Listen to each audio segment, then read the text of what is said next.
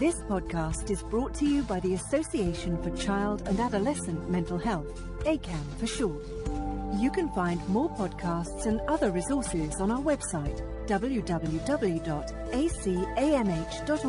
and follow us on social media by searching ACAMH. Hello, welcome to the In Conversation podcast series for the Association for Child and Adolescent Mental Health, or ACAM for short. I'm Jo Carlo, a freelance journalist with a specialism in psychology. Today I'm interviewing Sally Hogg, Deputy CEO at the Parent Infant Foundation, a national charity that supports the development, growth and quality of specialised parent-infant relationship teams. Today's focus will be on early trauma and the importance of early relationships. If you're a fan of our In Conversation series, please subscribe on your preferred streaming platform. Let us know how we did with a rating or review, and do share with friends and colleagues. Sally, thanks for joining me. Can you start with a brief introduction about who you are and what you do? Hi Jo, it's lovely to be with you today. So I'm Sally Hogg. I'm Deputy CEO at the Parent Infant Foundation, as you said. We're a small national charity and we support the development of specialised parent-infant relationship teams. Now those teams can have different names in the local areas where they exist. So sometimes they're called early attachment services or infant mental health services, or a variety of different names. But what they are is mental health-led services that work with families with a child either in pregnancy or under 2 to support the developing relationship between parents and babies where there is some sort of problem or challenge facing that relationship, which might put the baby's developing social and emotional well-being at risk. Thank you. How did you come to be interested in child mental health? My degree is in psychology and philosophy, and I was fascinated by developmental psychology back as a teenager and in my early 20s. And so it's something that's really guided my whole career. I went into children's policy and then went to work at the NSPCC, where I focused on this period from conception to 2. And my career since then, for more than the last decade, has focused specifically on supporting families experiencing disadvantage and challenge in that period, because it's so critical to children's development. And those early relationships between parents and their babies, we know, are the foundation for so much learning and development and well-being and influence on later life chances. Well, let's go into the details. So you coordinate the 1001 Days movement. This is a group of organisations and professionals who champion the importance of the first 1001 days of a baby's life, so from pregnancy to 2 years of age. What is it about the first 1001 days that is so critical? Well, so this period, pregnancy to 2, is a period of incredible rapid development. So there's a stat which is quite hard to get your head around, that more than 1 million neural connections are made a second in a baby's brain during that period. So huge amounts of development. And there are 2 things that are important for that. One is that development is laying the foundations for everything that the brain is going to do. It's cognition, it's social and emotional development, well-being. The foundations for all of that are laid during that period. And I like to use that analogy of the foundations because it's not deterministic. But obviously, if we've got strong foundations, then it's easier to build a kind of stable structure on that later. Whereas if we've got difficult, shaky foundations, then obviously to build kind of good, sustainable structure, to use that building analogy, we're going to need more support. It's going to be a bit more difficult. And that's kind of the same with the baby's brain. So developing those important social and emotional skills and capacities and later well-being and academic achievement, and all of those things are easier if we've got those firm foundations to build on. And that early development of that foundational brain architecture doesn't happen according to some predetermined blueprint. It's shaped by the experiences the child is having, which means this is a time of both opportunity, because if we get this right, it can have long-term benefits, but also a time of vulnerability, because if things go wrong in children's early environment, then it can have this pervasive effect on early development. Which relates to my next question, which is to do with adverse childhood experiences, often known as ACEs, and its impact on mental health and physical health. Why should we be especially concerned about adversity that occurs early in a child's life, so whilst those foundations are being laid? There's been increasing awareness of this concept of ACEs, adverse childhood experiences, but we need to be really nuanced in our understanding of them, because when they occur and in what context really affect the extent to which they actually affect a child. So what we should be really worried about is not necessarily the external adversity, but the child experience of that, because that is what is impacting the child's well-being and development, is how that adversity is experienced. If you've got a very small child and they experience high levels of what we call toxic stress, so persistent, unremitting stress because of some sort of factor in the outside world, then that will have an impact not only on their feelings now, but actually on how they're developing stress response systems and brain is developing, which, because it's this early foundational period, can then ripple through their later development. Whereas if you have a child who has had very kind of strong, stable early development and has gone through that kind of period of rapid development and then experiences adversity, it will not have that same kind of developmental effect. Can you say a little more about how early trauma impacts emotional, behavioural, cognitive and social functioning? We are adaptive as a species. We adapt to the experiences and the environments we live in, and that's been a kind of benefit to us, but it's not always a benefit. So if you have a child who has some form of very stressful trauma to them, so that might be experiencing abuse, for example, or experiencing neglect, where they have long periods where they don't believe that adults are kind of going to meet their needs and they're worried about that level of stress that they're experiencing shapes their developing stress response system. So they become more likely to kind of respond to, to show that fight, flight or freeze response, which is adaptive. If you live in an environment where the adults around you are a risk to you, where there is a risk of abuse and neglect, then it makes sense that you would have a heightened fight or flight response, because you need to respond quickly to stuff and you need to be very alert to threat. But that's not necessarily adaptive for the rest of your life. So if you imagine a child who has had that traumatic early experience, has a heightened fight or flight response, and then goes to an earlier setting where they need to be able to sit on the carpet at story time, they need to be able to play with their friends who might occasionally steal a toy from them, those things that are normal parts of a small child's life, those are going to be much harder to navigate with a child who's got that heightened stress response system. They're more likely to fly off the handle to those things, to respond badly. They're less likely to trust adults and settle into new relationships with the adults around them, which is very understandable given that they've had no reason to trust the adults that they've experienced so far in their life. But then that has knock-on effects on their ability to learn, to thrive, to create social networks around themselves, which we know is so important for later life. Sally, what can you tell us about the importance of nurturing parent-infant relationships and how its presence can help a child to be more resilient to negative events?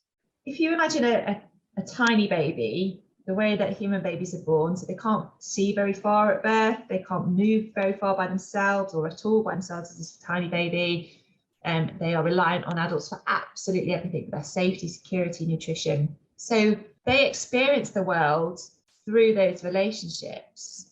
So they are reliant upon an adult who is responsive to their needs for their very survival, but also for their development. So if we think back to what we were just talking about adversity, if you have external adversity, so maybe that's being in a war zone or being in a household where there's domestic abuse, but you have an adult in your life who is responsive to your needs and picks you up and cuddles you when you cry or feeds you when you're hungry, then actually you're not going to be very aware of that stressful environment in which you live. You're going to be very buffered from it because your world as a tiny baby is such a contained one. So relationships can really buffer children from external adversity. But if we don't have those relationships, then things that objectively don't seem as traumatic can feel much more traumatic and be much more stressful for a baby.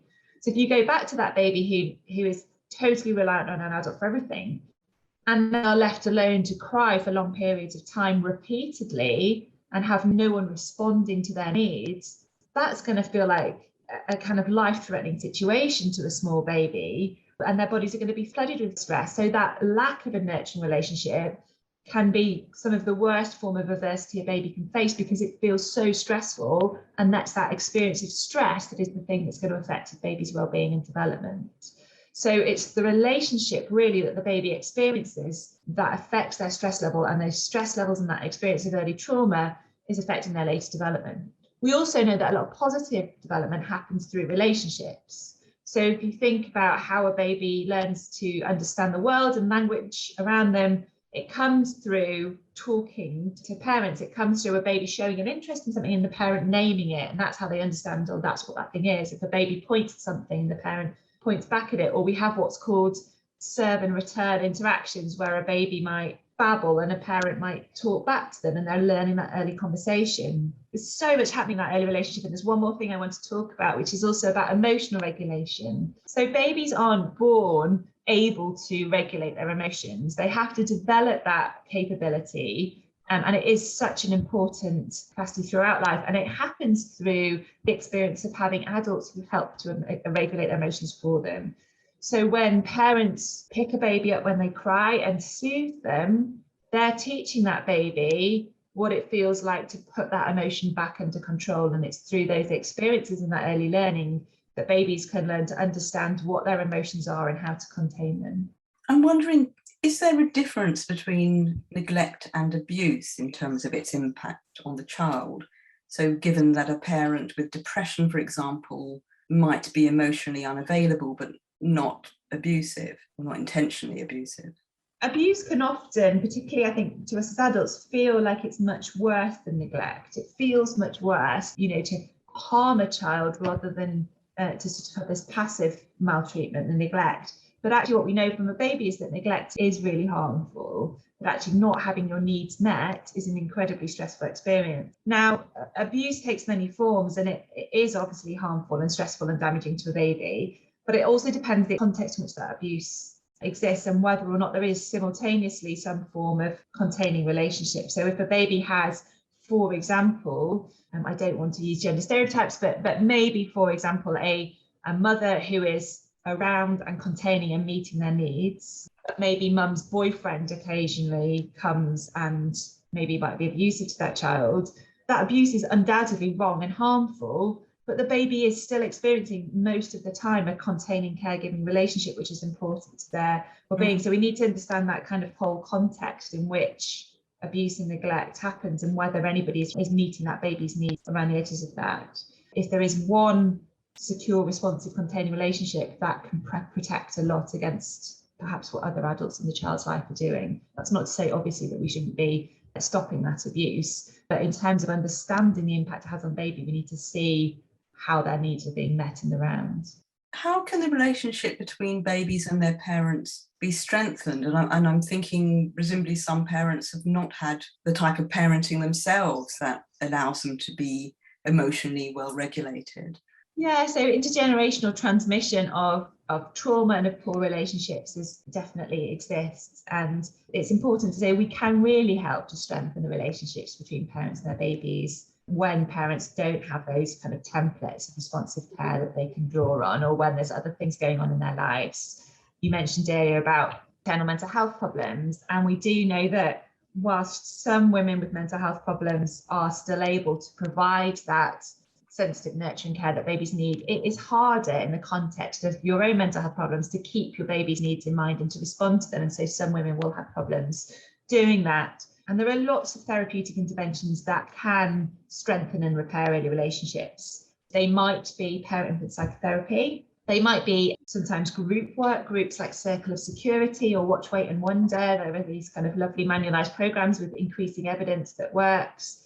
There's also a lot of lovely interventions that use video to give us strengths-based feedback. So infant teams who we advocate for and support often use interventions called either VIG or VIP. And what that means is that they will film a mum or a dad and their baby, and then pick out from that film moments where the relationship's working really nicely, what we call moments of attunement, where maybe the baby is gazing up at the parent and their eyes connect, or maybe the baby points at something, the parent names it, and that relationship is working. And they will pick out that clip of video and talk the parent through that. And on the basis of that real strengths-based feedback, they will be able to help the parent to increase more of those positive moments and to take joy and build their confidence as a parent and to understand what providing that nurturing care looks and feels like both them and their baby. Is it easy for parents to access those types of services and interventions? No, it's not. And that's kind of why my role exists, to campaign for more of this support. So we know there are only 42 specialised parent-infant relationship teams in the whole of the UK. So most babies live in an area where there isn't one.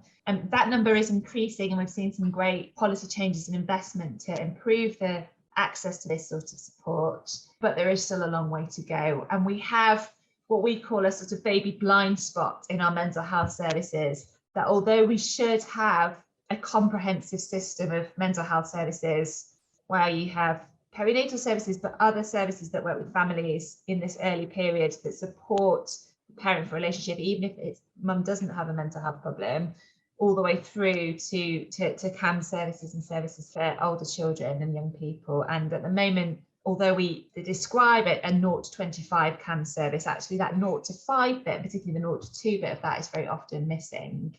We did some freedom of information requests a couple of years ago that showed that around half of mental health services in this country wouldn't take a referral for a child under 2. Gosh. Given that, what's your message then to CAM professionals in terms of the role they can play? I would encourage everybody to think about this idea of CAMS being this 0 to 25 system, and so making sure that there is service available for the youngest children. And that isn't just about extending a current CAM service and changing the referral criteria, because obviously babies need something very different to what older children need, and it isn't. It's about working with the dyad or the triad, so the parents and the baby together, in order to strengthen the relationship and enable the parents to support the baby's mental health. And that requires specialist skills and expertise. So there's a need for CAM services to think about ensuring they have an offer for babies and very young children that is delivered by people with the skills to work with babies and young children and their parents. There are, for people in areas, so half of local authorities in England are getting what's called Start for Life funding, and that has an element of it, 100 million across the 75 areas, which is for parent relationship support alongside perinatal mental health services. So anybody working in a CAM service in an area that's getting that money might want to try and tap into that to help them to expand and to build the specialist expertise within CAMS. It can feel very difficult. There's huge burdens on CAM services and so much urgent needs. It can feel very difficult to think about having to, use scarce resources to do more. It's often hard to think about the needs of babies as being as urgent and as important as the needs of older children, because they don't feel as demanding. When you've got older children where they are turning up in A&E having self-harmed or with eating disorders or behavioural problems at school, there's a knock-on effect there for other services and for society, and the child themselves will be presenting much more obviously their trauma. And so we need to be the people who tune into and advocate for babies, because babies' mental health needs are just as serious, just as important as those for older children, but far less visible unless we know what we're looking for. And there'll be far fewer people advocating for those babies to get the support they need. But we know that many of those babies, if they don't get the emotional support now, will end up being the children who need more CAM services later on. There is lots and lots of evidence showing really strong connections between your social and emotional development and the strength of your parenting relationships at 0, 2, 3, and your need for mental health services at 13, 15. So to use a metaphor, simultaneously turning off the taps and mopping the floor. Our teenagers aren't going to go away straight away, but we need to take that long-term view of trying to tackle mental health problems earlier in order to create a CAM system that isn't always picking up this really ingrained, very difficult need later on. So Sally, what's your message then to policymakers? What should they be doing? They should be ensuring that there are mental health services in every area of the country with the specialist skills and resource to work with parents and babies where there's early relationships at risk. So there are 42 specialised parent relationship teams around the UK, as I said. We would like to see one in every single area, and we believe that's key to giving every child the best start in life. And we think babies have a right to that support, just as all of the rest of us have a right to mental health services, but also there will be huge returns on investing in that, because as I said at the start of this, those early years and those early relationships are so foundational to so many outcomes. So if we can get this right, our school systems will see the benefit, our CAM systems will see the benefit, later down the line our criminal justice systems will see the benefit, because all of those outcomes are strongly associated with quality of care and relationship that children have and their early social and emotional skills. Earlier in this podcast, you spoke about the importance of the first 1001 days of a baby's life. It could lead one to feel a bit pessimistic about the chances of those children who did not get adequate nurturing before the age of 2. What's your view on this? Is there a window after which intervention is only of limited value, or is there always cause for optimism? There's always cause for optimism. We can always improve a child and an adult's life.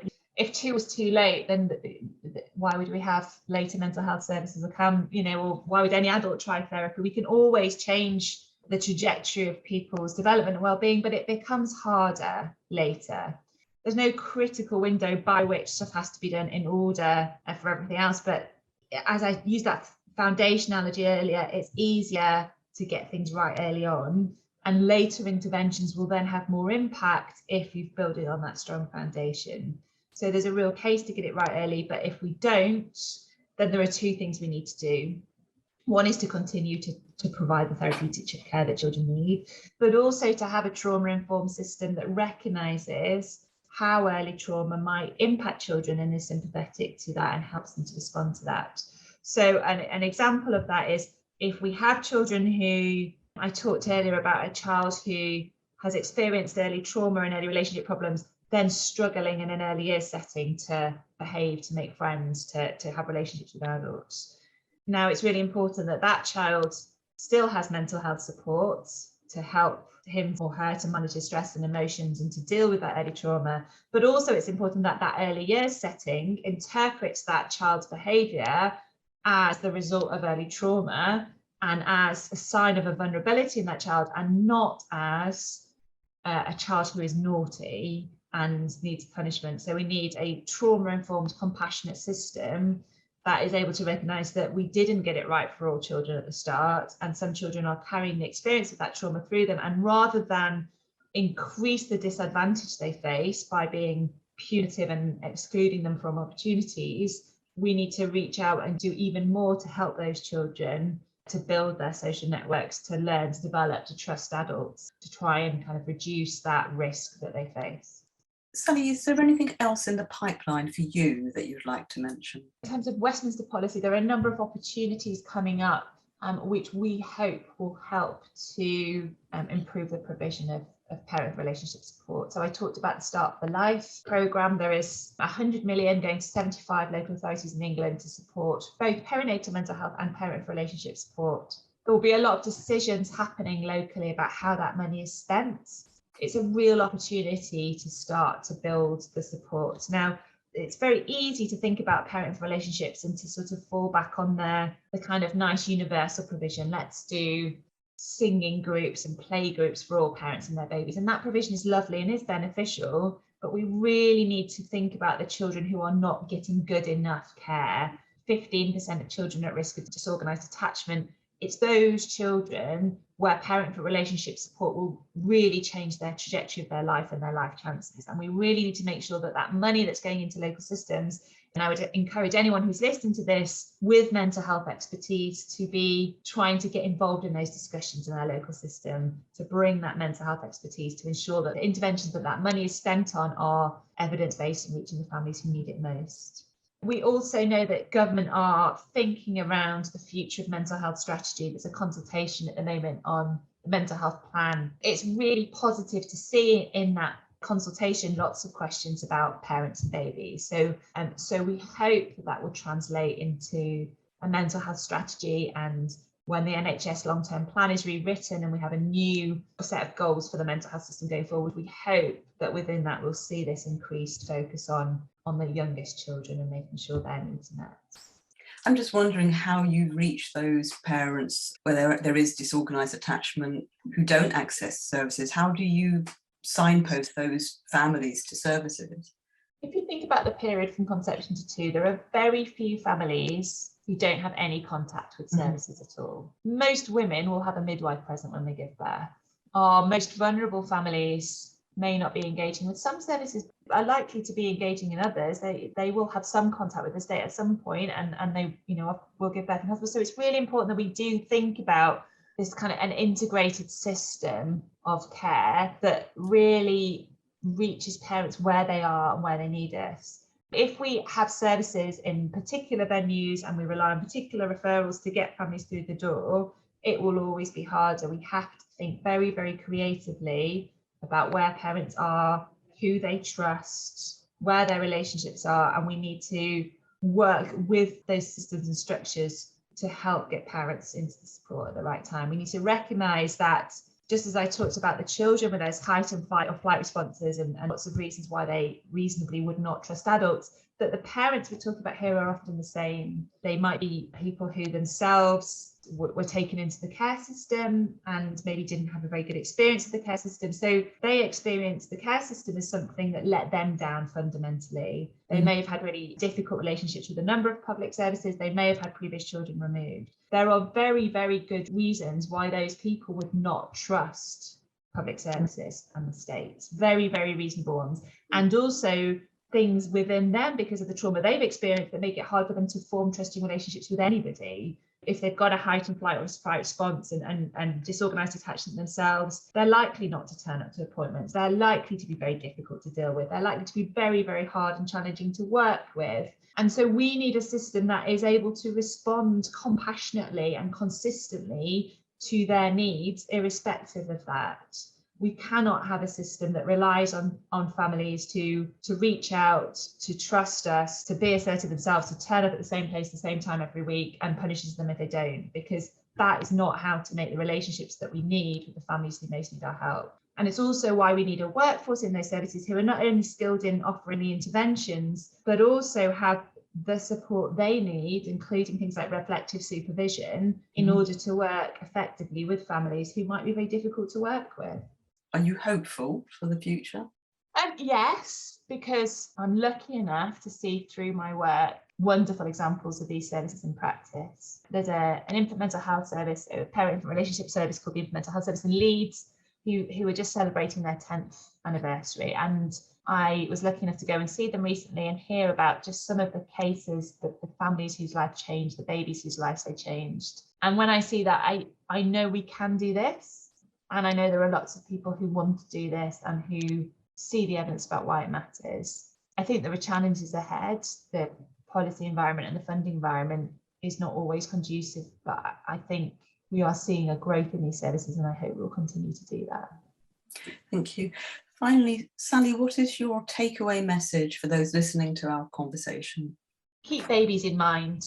So we talk about changing the language from just talking about children and young people's mental health to talking about babies, children and young people's mental health. So if you can do one thing wherever you are in the system, start using that language, because once you start talking about babies, and if your service becomes a babies, children and young people's mental health service, or your strategy is a babies, children and young people's service, then somebody says, well, where are the babies in this? It encourages that thinking of making sure we are inclusive of the needs of our youngest children. And from that follows thinking about, do we have the services and the workforce and the skills and the provision that works for our youngest children? I would love everyone to go away from here and have a conversation that results in them setting up a parent-infant relationship team in their local area. But I know that lots of people won't necessarily be in the position or have the power to do that. But just make that language change and keep challenging and keep asking where the babies, if you spot a baby blind spot in your local area, talk about it. Talk about the fact that babies are getting the services they need, and let's together try and get that change in culture and conversation that might then lead to changes in policy and practice. Brilliant. Sally, thank you ever so much. For more details on Sally Hogg, please visit the ACAM website, www.acam.org, and Twitter @ACAM. ACAM is spelled ACAMH. And don't forget to follow us on your preferred streaming platform. Let us know if you enjoyed the podcast with a rating or review, and do share with friends and colleagues. This podcast was brought to you by the Association for Child and Adolescent Mental Health, ACAM for short.